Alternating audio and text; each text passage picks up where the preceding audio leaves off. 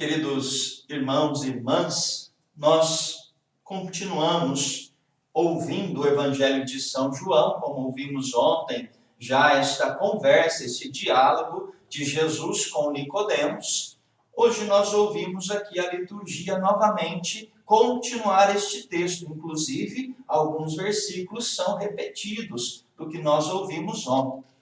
Mas a chave de leitura para esta liturgia, ou seja, a chave de leitura para compreendermos o que Deus quer nos dizer hoje com este evangelho, com esta liturgia, são os primeiros versículos, ou seja, as primeiras palavras da primeira leitura, da leitura dos Atos dos Apóstolos. E aqui nós vamos ver que o texto começa dizendo assim: a multidão dos fiéis era um só coração e uma só alma.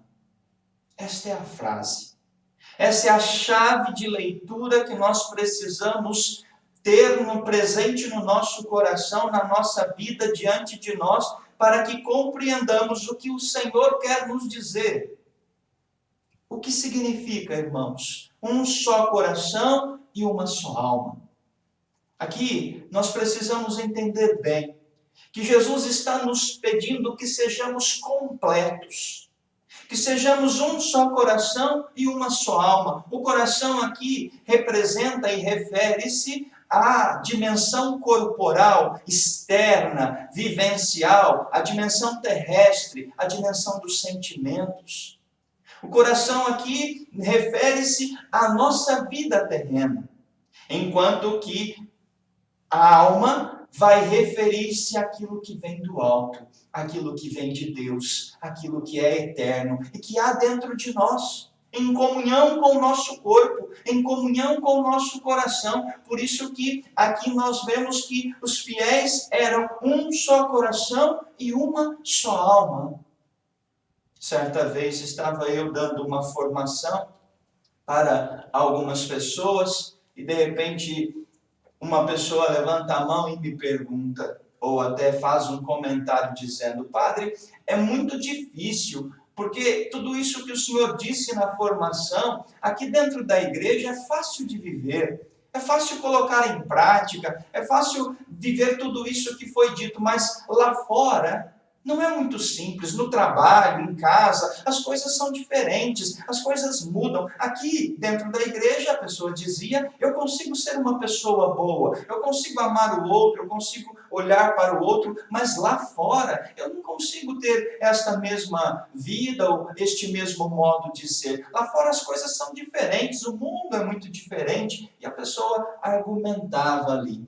Ao final da reflexão, daquela colocação, eu perguntava para a pessoa: nós então temos duas realidades, um aqui dentro e um lá fora. A minha pergunta é: qual é a verdade? Qual é o verdadeiro? Qual é a verdade? Quando nós nos dividimos, irmãos, quando nós somos uma coisa no coração e outra coisa na alma, nós somos uma mentira, nós somos falsos, nós somos destituídos da verdade, da graça de Deus, que nos quer unidos num só coração e numa só alma.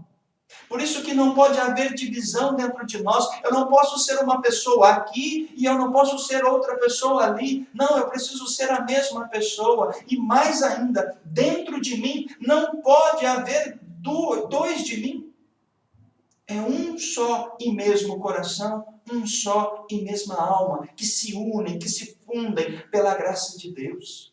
Devemos buscar isto, irmãos, e por isso que isso é a chave de leitura para entendermos o que Jesus está dizendo no Evangelho. Se não buscarmos esta harmonia entre aquilo que fazemos, aquilo que somos externamente, aquilo que o outro vê, se não buscarmos esta harmonia com aquilo que somos internamente, com a nossa alma, nós nunca seremos, de fato, discípulos de Jesus. Não entenderemos as coisas de Deus. Não entenderemos que esta vida aqui que estamos vivendo, ela não é algo que termina daqui a pouco com a morte, não. Há uma continuidade, há uma eternidade desde já, que nós somos chamados a viver. do nosso modo, sim, nas nossas limitações, mas buscando cada vez mais essa união, esse mesmo coração e essa mesma alma. Se não for assim, nós não conseguiremos responder àquilo que Deus nos pede. Não entenderemos das coisas de Deus, porque olha só o que acontece. Nicodemos está lá, Jesus aqui no Evangelho repete novamente: vós deveis nascer do alto. O vento sopra onde quer. Aqui o vento, já foi dito, é o Espírito Santo, e o Espírito Santo sopra onde quer, e tu podes ouvir o seu ruído. Aqui o ruído do vento, ou seja, o ruído do Espírito Santo, é a voz de Deus. Jesus está dizendo para Nicodemos que nós podemos nascer do alto, ou sentir o vento, sentir o Espírito e ouvir o Espírito Santo. Mas não sabemos de onde vem, nem para onde vai. E Nicodemos então se assusta e pergunta: mas como que isso pode acontecer? E aí Jesus diz para ele: tu que és mestre em Israel, não sabe dessas coisas? Enquanto estou falando das coisas da terra, você já não está entendendo. Imagina quando eu começar a te falar das coisas do alto. Irmãos, é isso que muitas vezes acontece. Por que nós não compreendemos qual é a vontade de Deus na nossa vida? Porque nós muitas vezes não compreendemos, não temos esta visão conexa de que a nossa vida terrena é uma preparação, um momento oportuno para conquistarmos o reino dos céus, para conquistar as coisas do alto. Por isso que nós precisamos nos livrar desta mentalidade mundana, que só se preocupa com aquilo que está aqui hoje. Tá certo, nós estamos muito preocupados com a nossa morte física, estamos tendo várias atitudes para que nos precavamos, não deixemos que o vírus nos alcance. Estamos tendo muitas atitudes, sim, e são válidas. Mas o quanto você tem se preocupado com a morte da sua alma? Com os vírus do pecado que tem tentado infectar a sua alma e fazer com que a sua alma se separe do seu corpo. Nós precisamos ter isso em vista. Nós não alcançaremos as coisas do céu se vivermos desconexos nesta terra. Por isso que Jesus agora no final do Evangelho vai dizer para Nicodemos e vai relatar aqui para Nicodemos, e vai prefigurar aqui a Nicodemos que ele deveria morrer na cruz.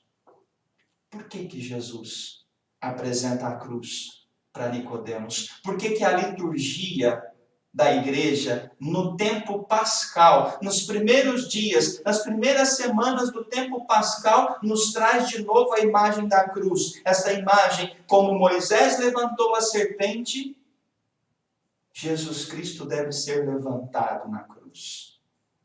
E que todos os que nele crerem terão a vida eterna. Agora já é outra dimensão. A cruz já não é mais escândalo, porque nós sabemos e professamos pela nossa fé que ela foi vencida pela morte. Cristo morre na cruz, mas ele ressuscita ao terceiro dia. Por isso, ressuscitado, nos dá a graça de vivermos a vida eterna. A cruz do Senhor já não é mais blasfêmia, já não é mais causa de repugnação, já não é mais causa de condenação, mas salvação da nossa vida. Quero unir, então, como diz o início da primeira leitura, ser um fiel com um só coração e uma só alma. Olhe para a cruz de Cristo. Olhe para esta cruz que já não mais nos relembra somente a morte, mas nos traz no coração a certeza da vida eterna. E é isso que a palavra de Deus hoje nos pede. Que o Filho do Homem, quando for levantado, é levantado para que quem nele crer possua a vida eterna. O prêmio, a herança que Deus quer te dar, se você se permitir renascer ou nascer de novo, nascer do alto, nascer do Espírito, a herança que Deus quer te dar é a vida eterna. Que nós possamos pedir à Virgem Maria, nossa mãe, a intercessão e a graça de, como ela, permanecermos fiéis até o fim. Mesmo diante da cruz, Maria não se desesperou e a sua fé permaneceu firme na ressurreição de Jesus Cristo, seu Filho unigênito.